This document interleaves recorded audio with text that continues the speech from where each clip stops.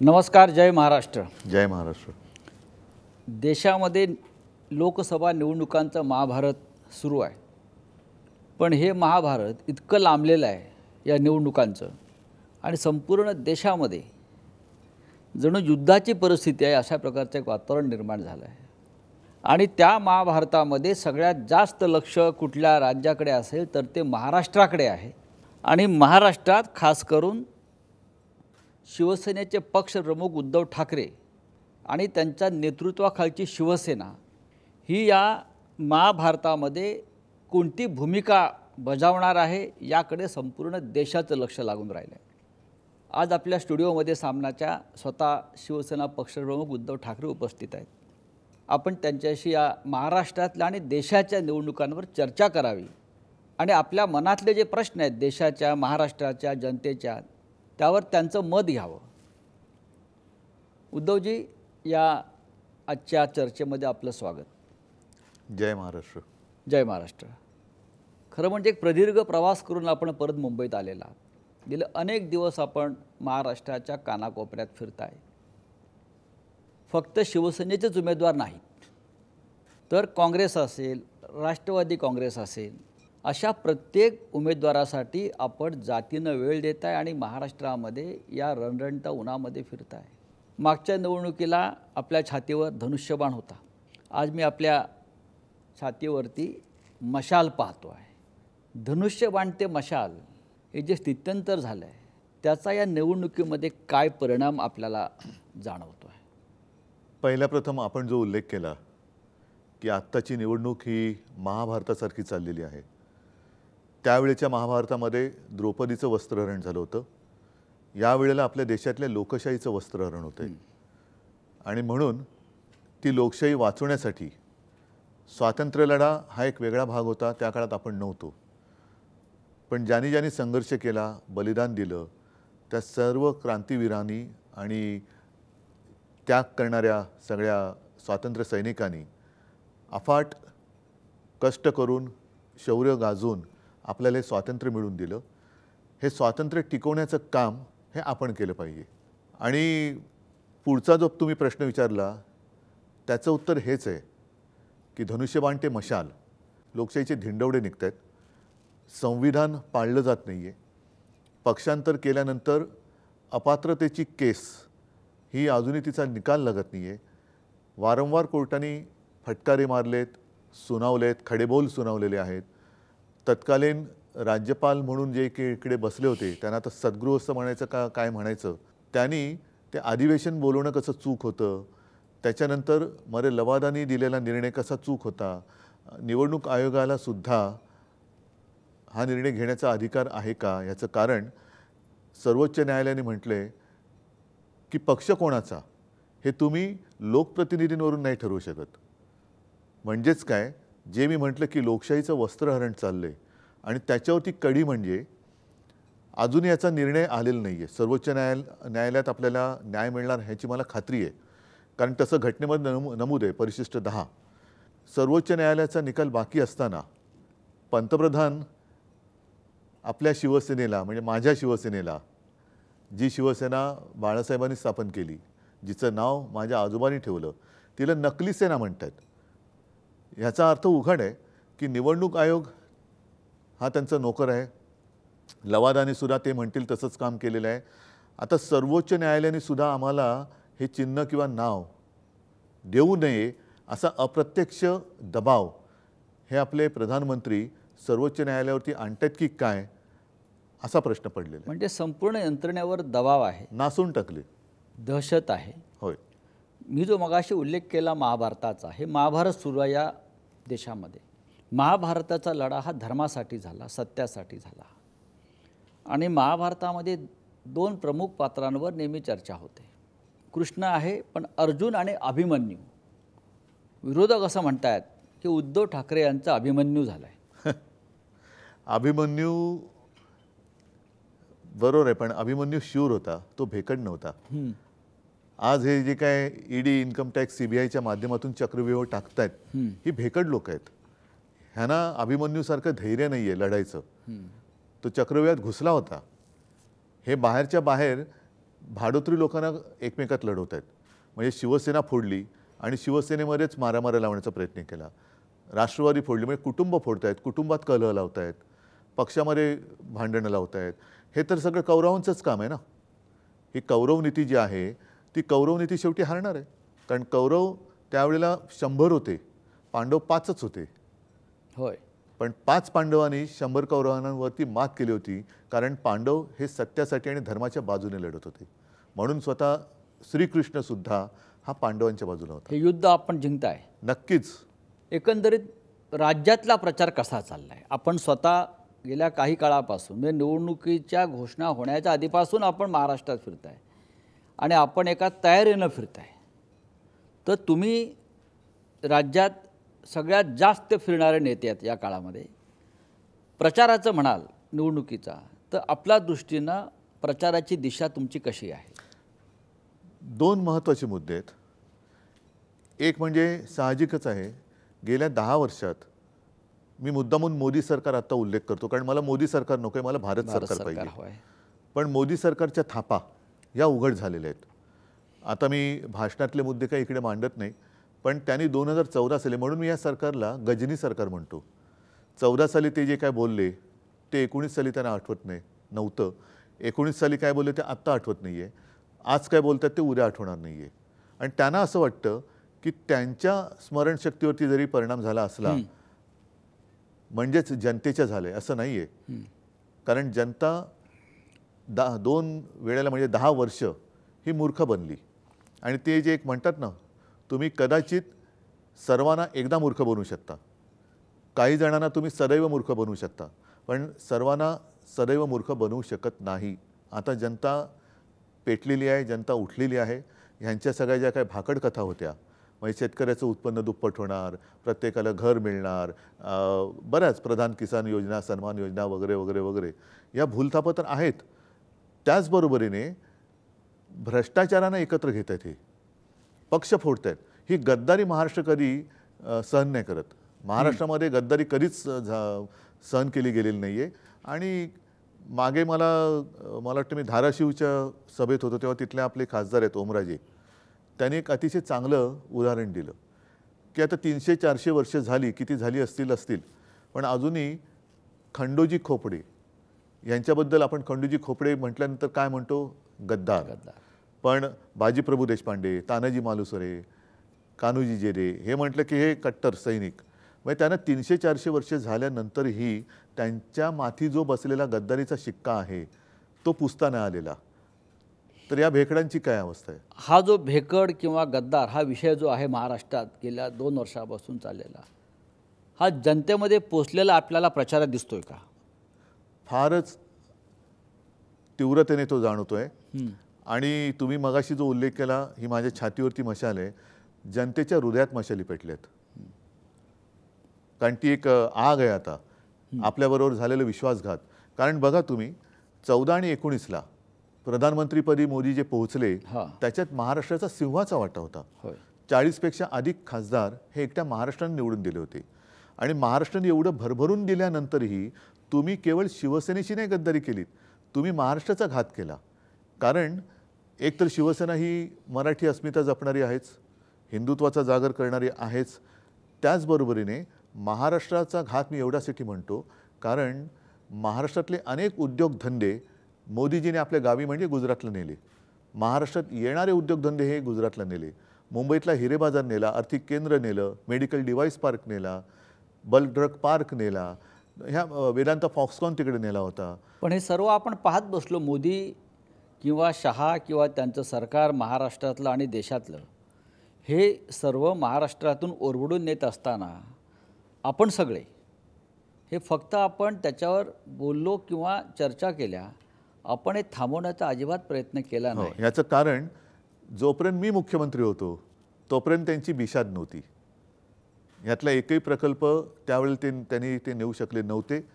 आता मात्र त्यांनी गद्दारी केल्यानंतर डबल इंजिन आहे ना, म्हणजे उद्योग पळवायला डबल इंजिन सरकार लागल्यानंतर हे डबल इंजिनाने ज्या वेगाने हे उद्योगधंदे पळवले, आपल्या हातात आता सत्ता नाही आहे. आणि महाराष्ट्रामध्ये बेकारी वाढते, बेरोजगारी वाढते, सगळं काही वाढते. हा जो एक राग आहे की आम्ही तुम्हाला दिलं होतं, तुम्ही आमचा का घात केलात? महाराष्ट्राचा का घात केलात? आज जसे मोदी संपूर्ण राज्यभर फिरतायत, आता मला वाटतं ते कुठल्या तरी गल्लीमध्ये किंवा बोळामध्ये रोड शो सुद्धा करतील आणि त्यांनी करावा. महाराष्ट्र कसा आहे, महाराष्ट्राचा आक्रोश आणि महाराष्ट्राचा संताप हा त्यांनी अनुभवला पाहिजे. महाराष्ट्राचं प्रेम आणि आशीर्वाद त्यांना 10 वर्ष मिळाले. आता महाराष्ट्राचा शाप काय असतो हा मोदीजींनी अनुभवावा. आपण मगाशी महाराष्ट्रातून अनेक उद्योग, व्यापार, व्यवसाय हे गुजरातला ओरबडून नेण्याचा उल्लेख केला. यापूर्वी महाराष्ट्रातून असं कधीच घडलं नव्हतं. प्रत्येक सरकार, मग काँग्रेसचं असेल किंवा अन्य पक्षाचं असेल, मुख्यमंत्र्यांनी हे रोखण्याचा प्रयत्न केला. आणि शिवसेनेची स्थापना मुळात त्यासाठीच झालेली आहे की महाराष्ट्राच्या हिताचं रक्षण, मराठी माणसाचा स्वाभिमान, हिंदुत्व नंतर आलं. पण आज आम्हीच खरी शिवसेना असं म्हणणारे जे लोक राज्यकर्ते आहेत, त्यांची शिवसेना म्हणजे ए संशी, म्हणजे त्यांचं जो पूर्ण नाव आहे मी घेऊ पण इच्छित नाही. जसं माझं उद्धव बाळासाहेब ठाकरे हे नाव घ्यायला त्यांना लाज वाटते म्हणून ते शॉर्ट फॉर्म करतात, तसं त्यांच्या शिवसेनेचं नाव आहे ए संशी. अच्छा, मग त्याचं फुल फॉर्म काय आहे? कारण त्यांना त्यांच्या वडिलांचं नाव लावायला लाज वाटते. तर त्यांना लाज वाटत असेल तर मी काय त्यांच्या वडिलांचं तर ही जी शिवसेना म्हणून स्वतःला मानतात, त्यांचा मूळ विचार जो आहे की मराठी माणूस आणि महाराष्ट्राचं संरक्षण करणं, हे तुम्हाला कुठे दिसत नाही आहे. आणि हे उघड्या डोळ्यानं महाराष्ट्राची लूट पाहतायत. ते त्याचाच तर राग जनतेला आला आहे. म्हणजे एक तर तुम्ही गद्दारी करून ज्या राजकारणातल्या आईशी तुम्ही हरामखोरपणा केला, शिवसेनेशी हरामखोरपणा केला, गद्दारी केली, म्हणजे राजकारणात जन्म देणाऱ्या शिवसेना या आईच्या कुशीवरती तुम्ही वार तर केलाच, आणि त्याचबरोबरीने महाराष्ट्राशी सुद्धा तुम्ही गद्दारी केलेली आहे. आणि ही गद्दारी ही महाराष्ट्रात नाही चालणार. उद्धवजी, आपण मगाशी एक जो उल्लेख केलात की आता नरेंद्र मोदी महाराष्ट्रामध्ये प्रचार सभांचा किंवा सभांचा धडाका घेत आहेत, गल्लीबोळात फिरत आहेत, कुठल्या तरी गल्लीत रोड शो घेत आहेत. मला वाटतं येत्या 1-2 दिवसात ते घाटकोपर भागामध्ये रोड शो घेतात अशी माझी माहिती आहे. त्याच घाटकोपरमध्ये काल अनेक गुजराती सोसायट्यांमधून शिवसैनिकांना, म्हणजे मराठी माणसाला प्रचार करण्यापासून रोखण्यात आलं. मराठी माणसाला, हे तुम्ही किती गांभीर्यानं घेता? हाच तर आता निकाल यावेळेच्या निवडणुकीत लागणार आहे. अशी कधीही कुठल्याही राज्यामध्ये मराठी माणसं दादागिरी करत नाही. पण हे कोणाच्या आशीर्वादाने करते आणि त्यांना बळ देण्यासाठी मोदी इकडे रोड शो करणार आहेत का, हा प्रश्न मराठी माणूस दाखवेल ना, त्यांना काय दाखवायचं ते. पण एक गोष्ट तुम्हाला सांगतो की काही लोक भले गुजराती असतील, उत्तर भारतीय असतील, अगदी मुस्लिमसुद्धा करोना काळामध्ये जे आपण काम केलं, करोना काळातल्या कामाला त्यांनी ते अजूनही विसरलेले नाही आहेत. तुम्ही हा भेदभाव कधीच केला नाही गुजराती मराठी? म्हणजे उत्तर प्रदेशमध्ये गंगेत प्रेतं वाहत होती, गुजरातमध्ये सार्वजनिक चिता पेटल्या होत्या. होय, महाराष्ट्रामध्ये असं नव्हतं कधी घडलं. आणि त्यावेळेला मोदी रिकाम्या थाळ्या वाजवत होते, दिवे लावा, दिवे विजवा, कोलांट्या उड्या मारा, बेडूक उड्या मारा, उठा बशा काढा. त्यांनी काही करोना जात नाही आणि त्यांनी त्याच्यामुळे करोना नाही गेला. तर महाराष्ट्राच्या जनतेने मला एका गोष्टीचं समाधान आहे की जे जे मी सांगत गेलो ते ऐकत गेले आणि त्याच्यात मी कुठेही भेदभाव केला नाही. आणि या पलीकडे जाऊन सांगतो की गुजरातबद्दल काय माझ्या मनात आकस नाही आहे. गुजरातसुद्धा आमचाच आहे. पण हा भाव हा गुजराती माता भगिनी आणि बांधवांनी सुद्धा ठेवला पाहिजे, जे इथे राहत आहेत. उलटं 92-93 साली शिवसेनेनेच त्यांना वाचवलेलं, मोदी कुठे होते? उद्धवजी, 3 टप्पे पार होत आहेत, 4थ्या टप्प्याकडे आपण जातो. त्यांनी टप्पा काय सरपटी टाकलं तरी होय, निवडणुकीत ते निकालच सरपटणार आहेत. होय, कारण आपण अशी रोज एक गुगली टाकताय की त्यांना आता त्यांच्या पिचवर बचाव करणं कठीण झालेलं आहे. पण या 3रा टप्पा सुरू असताना देशामध्ये अशा प्रकारच्या घडामोडी घडत आहेत ज्या चिंताजनक आहेत.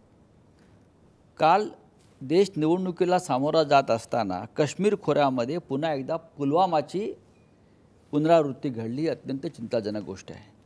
4 वर्षापूर्वी पुलवामात आपल्या लष्करी वाहनांवर हल्ले झाले आणि 40 जवानांच्या हत्या झाल्या.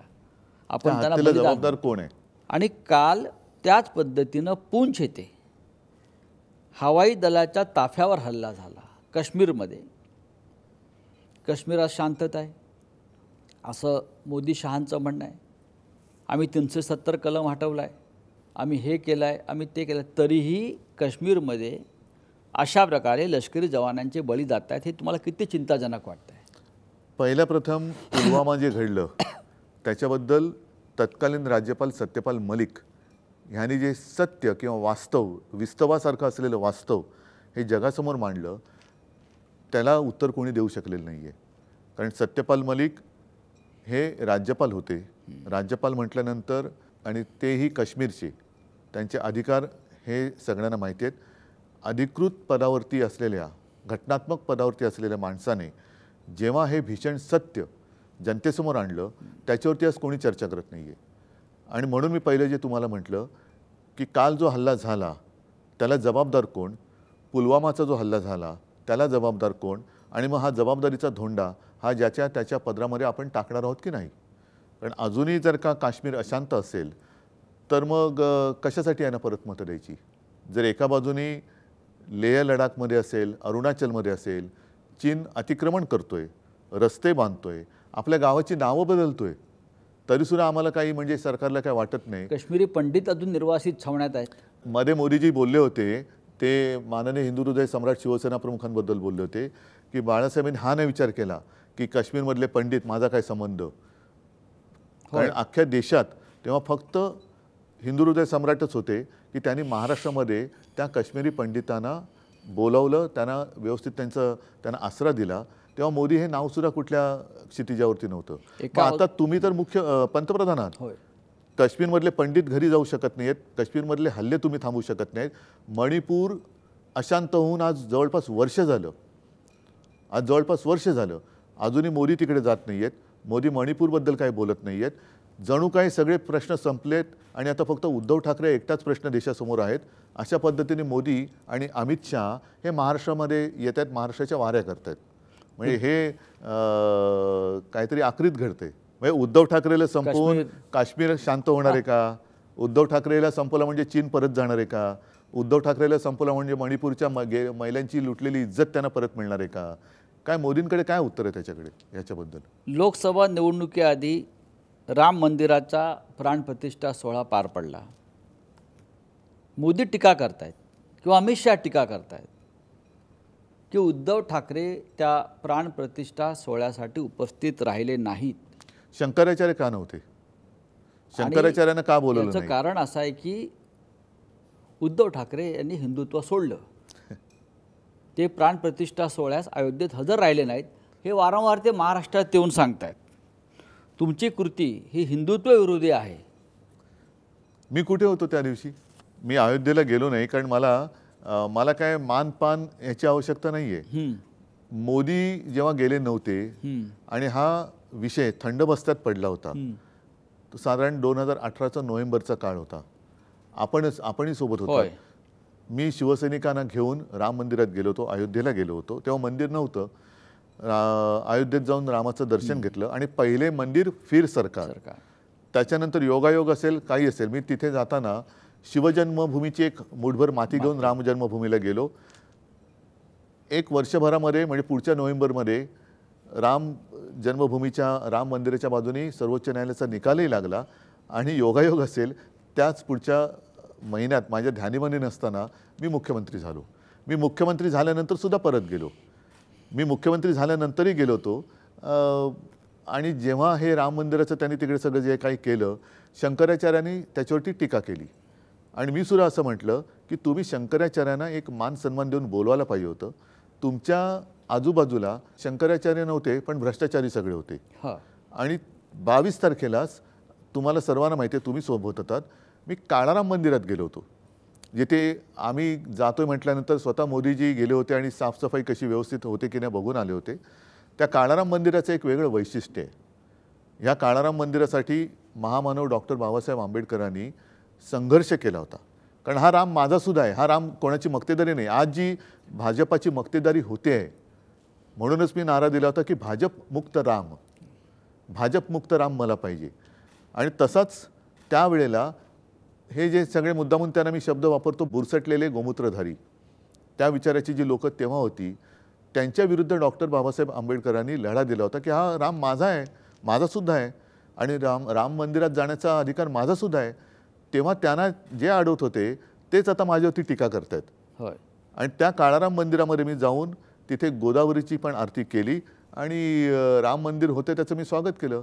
मात्र राम मंदिर हे सर्वोच्च न्यायालयाच्या निकालामुळे झालेलं आहे. हो, पण उद्धव साहेब त्यांची अशी भूमिका आहे की ते असं टीका करतायत की आपण काँग्रेस आणि राष्ट्रवादी या दोन पक्षांबरोबर गेलेला आहात मग काय झालं? आणि त्याच्यामुळे तुम्ही औरंगजेबाच्या विचारांना पुढे चाललाय आणि तुम्ही औरंगजेब फॅन्स क्लबचे आता मेंबर झालेला आहात. हा काय प्रकार आहे? यांना वारंवार औरंगजेब आठवतोय. कारण त्यांना त्यांचा आवडता केक जो पाकिस्तानात त्यांनी नवाज शरीफच्या वाढदिवसाला जाऊन खाल्ला होता हां. त्याची आठवण येते. पाकिस्तानात जाऊन बिन बुलाए मेहमान हे पाकिस्तानात जाऊन नवाज शरीफचा केक खाणारी लोक हे मला औरंगजेबाचा फॅन म्हणू शकत नाही. कारण औरंगजेबसुद्धा गुजरातमध्येच जन्माला होता होय. आणि तो जसे हे दिल्लीत गेले तसं औरंगजेब आग्र्यात होता. आणि औरंगजेबसुद्धा महाराष्ट्र जिंकण्यासाठी इकडे 27 वर्ष त्यांनी रोड शो वगैरे केले असतील नसतील कल्पना नाही मला, पण जिंकण्यासाठी इकडे 27 वर्ष बसला होता. पण पुन्हा तो आग्र्याला जाऊ शकला नव्हता. कदाचित तेव्हा औरंगजेबाने सुद्धा मोठमोठ्या सभा घेतल्या असतील किंवा रोड शो सुद्धा केले असतील. नक्कीच तो त्यांनी काय रोड शो केले होते. माझ्याकडे येताना काय मोठा लवाजमा घेऊन इथे येत होता ना, हत्ती घोडे पायदळ, हा रोड शोच होता. पण तेव्हाचं महाराष्ट्राचं जे शौर्य आहे, औरंगजेबाच्या तंबूचे कळस कापणारे मराठी आज सुद्धा जिवंत आहेत. होय. त्यांचेच वंशज आज महाराष्ट्रामध्ये आहेत. पण मोदी आणि शहा वारंवार महाराष्ट्रात येऊन अलीकडे उद्धव ठाकरे हे त्यांचं पहिला क्रमांकाचं टार्गेट आहे आणि त्यानंतर शरद पवार हे दोन प्रमुख नेते महाराष्ट्राचे, ज्यांनी पुन्हा एकदा महाराष्ट्राची सूत्र आपल्या हातामध्ये घेतलीत राजकारणाची. आणि बहुधा मोदी शहांना महाराष्ट्राचं भय वाटतं आहे.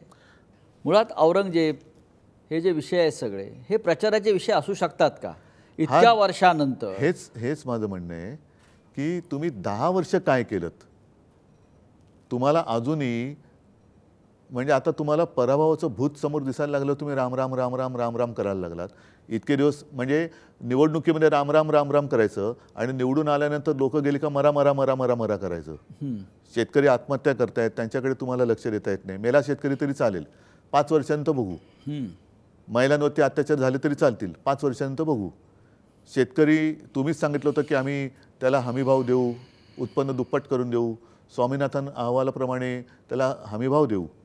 आणि त्याच्यासाठी शेतकरी दिल्लीत यायला निघाले तर तुम्ही त्यांच्यावरती बंदुका रोखता, त्यांच्यावरती अश्रुधूर सोडता. मग रामराम म्हणायला लागणार नाही तर काय म्हणायला लागणार? त्या शेतकऱ्यांना तुम्ही दहशतवादी संबोधलं, अर्बन नक्षल संबोधलं. आणि आत्ता जे परत तिकडे दिल्लीत चाललेले शेतकरी होते त्यांना तर त्यांचे ते कार्यवाह वगैरे काय म्हणतात, दत्तात्रय होसबळे यांनी सांगितले की शेतकऱ्यांचं आंदोलन म्हणजे अराजक आहे. अशी सगळी जी माणसं आहेत. म्हणून निवडणुकीमध्ये रामाचं नाव राम राम राम, आणि जे निवडून देतील पण निवडून दिल्यानंतर ते जेव्हा तुमच्याकडे येतात त्यांना ते म्हणतात मरा मरा मरा मरा. उद्धव साहेब, 10 वर्ष मोदी यांचं सरकार या देशावर आहे. 10 वर्ष खूप मोठा कालखंड आहे की देशाच्या आयुष्याची 10 वर्ष, 10 वर्षात म्हणजे आणि 140 कोटी जनतेची 10 एका वर्ष. नेत्याला 2 वेळा म्हणजे सलग 10 वर्ष प्रधानमंत्री होण्याची संधी मिळते. पण या 10 वर्षानंतर जेव्हा हे तिसऱ्या निवडणुकीला सामोरे जात आहेत, त्या निवडणुकीत मोदींकडे किंवा त्यांच्या पक्षाकडे प्रचाराचे मुद्दे दिसत नाहीत. महागाई, बेरोजगारी, आरोग्य, शिक्षण, राष्ट्रीय सुरक्षा या मुद्द्यावर प्रधानमंत्री बोलतच नाही आहेत. भ्रष्टाचारांना संरक्षण ही मोदी गॅरंटी हा विषय त्यांच्याकडे आहे. त्याच्याबद्दल आपलं काय मत आहे? ना, हा विषय चर्चेत आहेच. म्हणजे भ्रष्टाचार करा आणि भाजपात या. म्हणजे ते एक कुठली तरी गोळी होती ना, वो खाओ सब भूल जाओ. तसंच आहे, भ्रष्टाचार करो भाजप में आओ. आणि नरेंद्र मोदींनी भ्रष्टाचार मुक्त भारताची घोषणा केली होती. हां, ते बरोबर आहे. कारण जेवढे भ्रष्टाचारी आहेत ते भाजपात घेत आहेत, म्हणजे भारत मुक्त होतं, इतर पक्ष मुक्त होत आहेत. म्हणून मी त्यांना व्हॅक्यूम क्लीनर म्हटलेलं आहे. हां, जसं व्हॅक्यूम क्लीनर कुठेही तुमच्या कार्पेटवरती धूळ असेल, फटीमध्ये धूळ असेल, ती धूळ खेचून घेतं, तसे सगळे भ्रष्टाचारी खेचून घेतात भाजपात. म्हणजे भ्रष्टाचार मुक्त भारत, भ्रष्टाचार मुक्त काँग्रेस, भ्रष्टाचार मुक्त मोदींच्या प्रचारामध्ये मुद्दे कुठले आहेत? मुसलमान, पाकिस्तान, कब्रस्तान, स्मशान या मुद्द्यावर मोदी बोलत आहेत. आमच्या निवडणुकीच्या प्रचारात हिंदुस्थान आहे, त्यांच्या प्रचारात पाकिस्तान आहे, आमच्या प्रचारात हिंदुस्थान आहे. उद्धवजी, प्रत्येक निवडणुकीत देशाचं भवितव्य ठरवणारी निवडणूक असते, खास करून लोकसभेची राष्ट्रीय निवडणूक.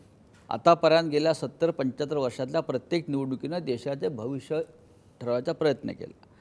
या निवडणुकीचं वैशिष्ट्य तुम्ही काय सांगाल?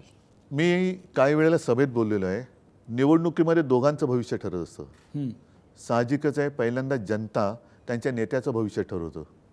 तशी आज वेळ आलेली आहे की 10 वर्षात ज्यांनी नुसत्या थापा मारल्या त्या थापाड्यांना तुम्ही पुन्हा डोक्यावर घेता की थापाड्यांना फेकून देताय आणि त्याच्यावरती देशाचं भवितव्य अवलंबून राहील। जर थापाड्यांना पुन्हा डोक्यावर घेतलं तर पुन्हा थापाच खावे लागतील आणि थापाच ऐकावे लागतील। पण आत्ता जर का यांना फेकून दिलं तर मला असं वाटतं देशामध्ये एक शांतता नांदेल, कायदा सुव्यवस्था आणि लोकशाही राहील। अन्यथा देशासमोर मला असं वाटतं की काळे दिवस आहेत। आजचे दिन होते ते काय आले नाही, पण आता कदाचित काळे दिवस येऊ शकतात। उद्धवजी, एका बाजूला प्रचंड पैसा कुठून आला? ही निवडणूक जी सुरू आहे स्पष्ट दिसत आहे कुठून आला? एका बाजूला प्रचंड पैसा, अमर्याद सत्ता, निवडणूक रोखे नावाचा प्रकार समोर आला। 10,000 कोटी एका पक्षाच्या खात्यामध्ये जमा झाले, मोजक्या उद्योगपतींकडे पैसा गेला। अशी ताकद असलेला भारतीय जनता पक्ष आणि दुसऱ्या बाजूला शिवसेना असेल, राष्ट्रवादी काँग्रेस असेल किंवा काँग्रेसचं तर खातीच गोठवली। ही लढाई विषम आहे असं वाटत नाही का? विषम तर आहेच आणि भीषण पण आहे। आणि माझी मतदारांना विनंती आहे की तुम्ही ह्या पैशांवरती तुमचे आयुष्य विकू नका। पैसे घेऊन मत देणं म्हणजे आयुष्य आणि तुमच्या भवितव्याची जी काय आहे त्याची वाट लावणं आहे आणि तुमच्या मुलाबाळांचं आयुष्य विकण्यासारखं आहे।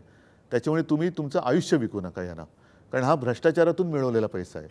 निवडणूक रोख्यांबद्दल जर तुम्ही विचारलं तर त्यांच्याच मंत्रिमंडळातील ज्या सीतारामनबाई होत्या त्यांच्या पतीने सांगितलेले आहे, परकला प्रभाकरन, की जगातला सगळ्यात मोठा घोटाळा आहे आणि त्याला त्यांनी नाव दिले मोदी गेट। आता मोदी गेट हे जेव्हा आपण लहान होतो तेव्हा अमेरिकेत जे निक्सनचं घडलं होतं वॉटर गेट, तेव्हापासून हा गेट हा शब्द प्रचलित झाला आणि मोदी गेट म्हणजे त्याच्याबरोबर त्यांनी तुलना केलेली आहे। पण वॉटर गेटमुळे निक्सनला जावं लागलं होतं। आता लोकांनी यांना घालवलं पाहिजे, कारण तेवढी नीतिमत्ता भ्रष्टाचार असेल किंवा काही असेल केल्यानंतर त्यांच्यात होती। आता तोच पैसा हे मतं विकत घ्यायला वापरतात। अमेरिका असेल, जपान असेल, साऊथ कोरिया असेल, गेल्या काही वर्षातल्या घटना पाहिल्या तर भ्रष्टाचार केलेल्या त्यांच्या प्रमुख राज्यकर्त्यांना ताबडतोब पदावरून जावं लागलं आणि इतका मोठा भ्रष्टाचार समोर येऊन सुद्धा मोदी आणि त्यांचा पक्ष आजही सत्तेवर आहे। त्यांना तुम्ही कसं घालवणार? आम्ही प्रयत्न करतोय पूर्णपणे आणि मला असं वाटतं काही वेळेला मला ते जाणवते, बऱ्याचदा बहुतेक सभेत जाणवते। आम्ही बोलत असतो, भाषण करत असतो, पण लोकांना ते कळलेलं आहे।